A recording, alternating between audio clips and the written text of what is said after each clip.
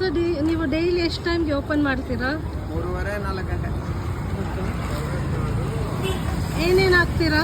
ಆಲೂ ಬೋಂಡ, ಬಾಳೆಕಾಯಿ ಬಜ್ಜಿ, ಮೆಣಸಿಕಾಯಿ ಬಜ್ಜಿ, ಮೊಟ್ಟೆ ಬೋಂಡ, ಈರುಳ್ಳಿ ಬೋಂಡ, ಆಲೂ ಬಜ್ಜಿ,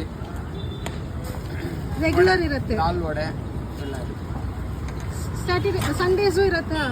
ಸಂಡೇಸ್ ಇಲ್ಲ. ಸಂಡೇಸ್ ಇಲ್ಲ. ಸಂಡೇ ಮಾತ್ರ ರಜೆ, ಬೇರೆ ದಿನ ಇಲ್ಲ. ಸೊ ವೀಕ್ ಡೇಸ್ನಲ್ಲಿ ಇರುತ್ತೆ. ಹಾಂ. ನೀವು ಯೂಸ್ ಮಾಡೋ ಆಯಿಲ್ ಏನು? ರುಚಿಗೋಲ್ಡ್